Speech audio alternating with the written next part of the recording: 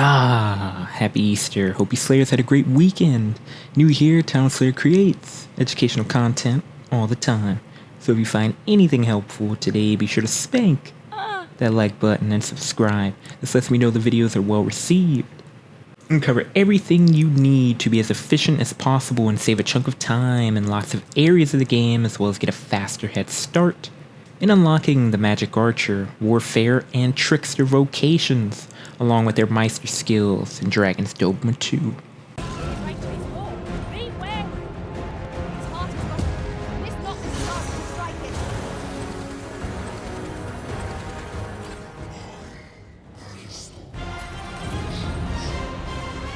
First off, gold. This is a huge factor in early game progression. In the major towns like Vernsworth, you can go to a rift stone to start the process.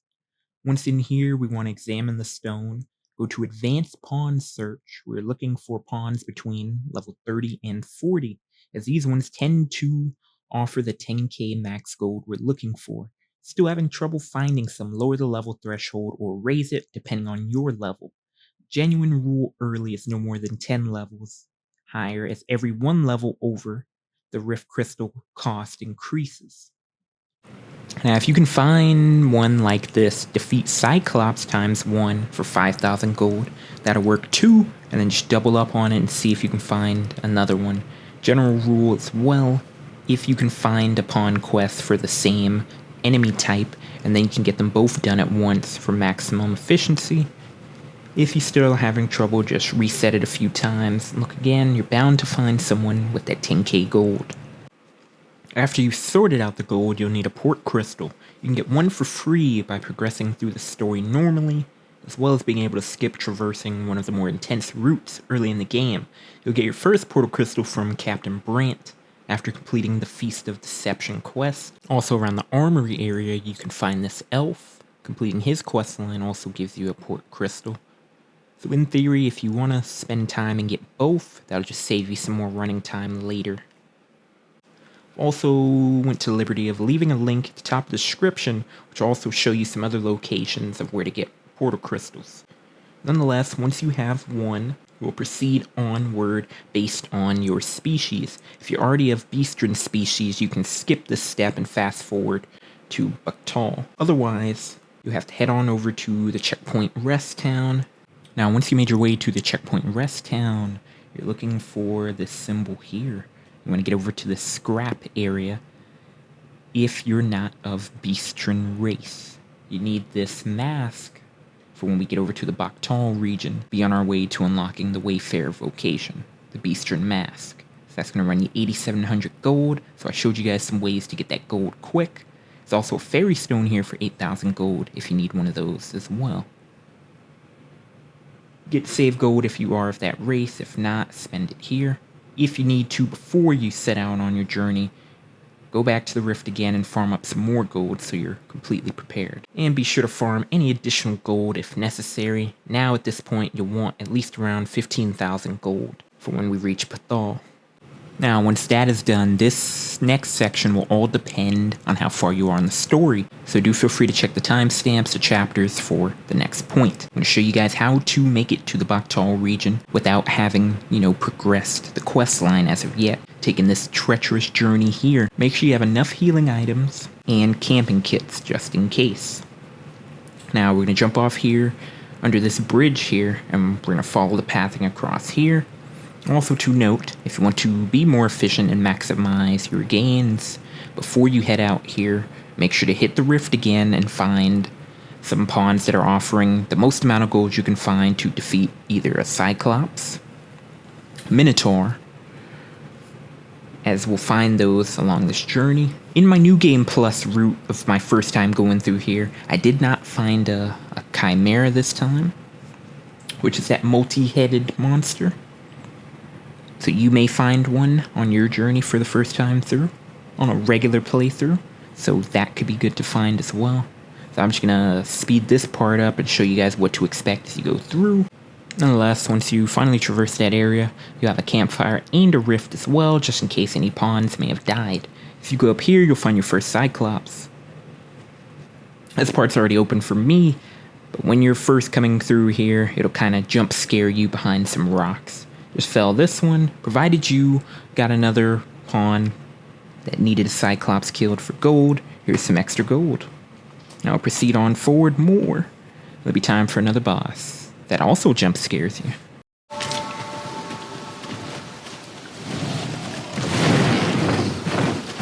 Beware, a Minotaur is coming. I should be most effective against.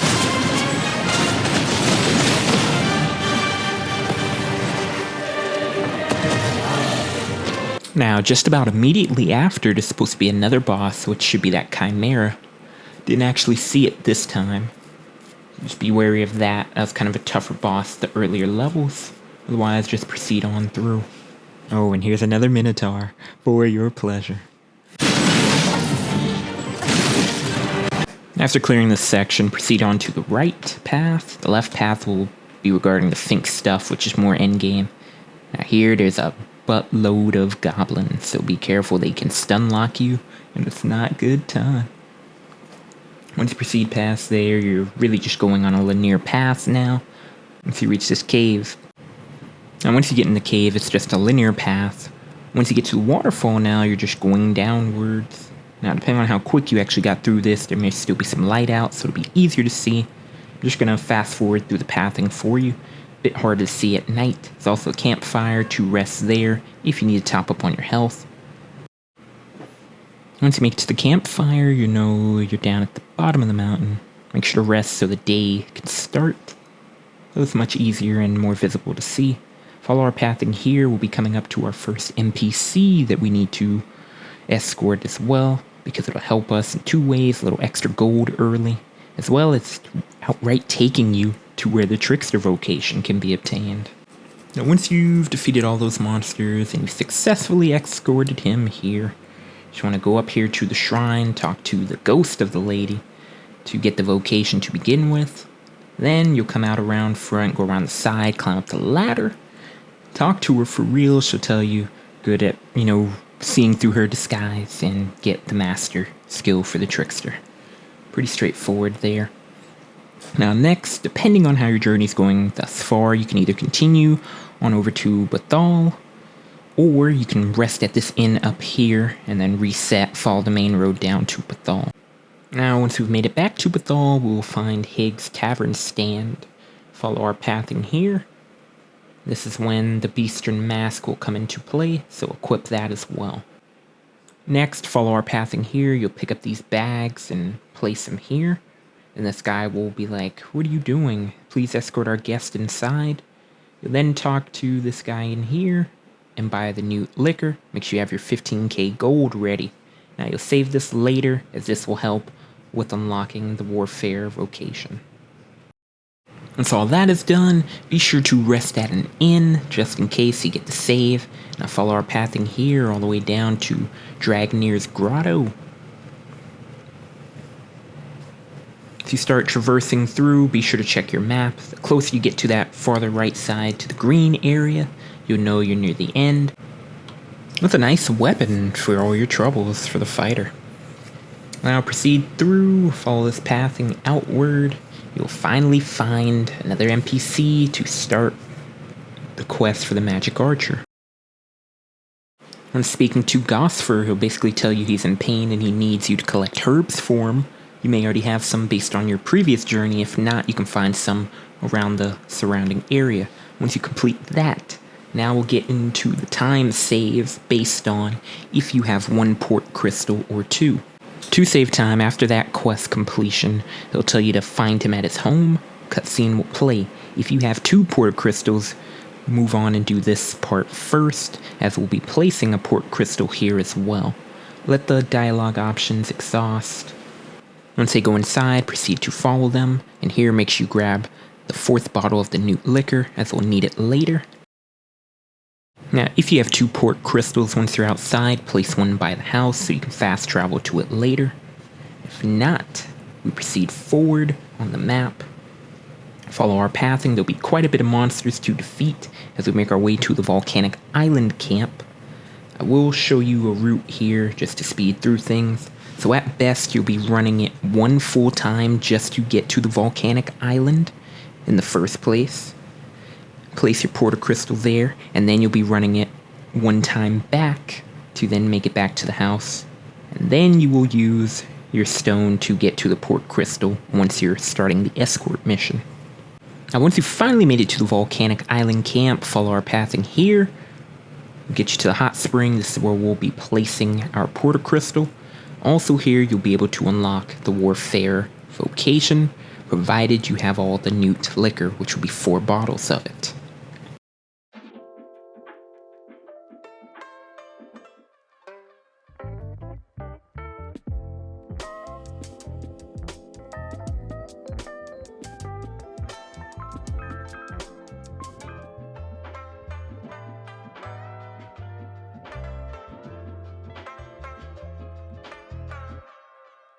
Woo, you've now reached Lamond. Now here you'll exhaust all his dialogue options, give him all the 4 bottles of the Newt Liquor, and you'll get the Warfare Vocation.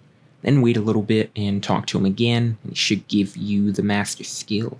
Now, after you've knocked this out, place down your Portal Crystal around the area here. You'll now make your journey back to that house again if you don't have a second Portal Crystal there.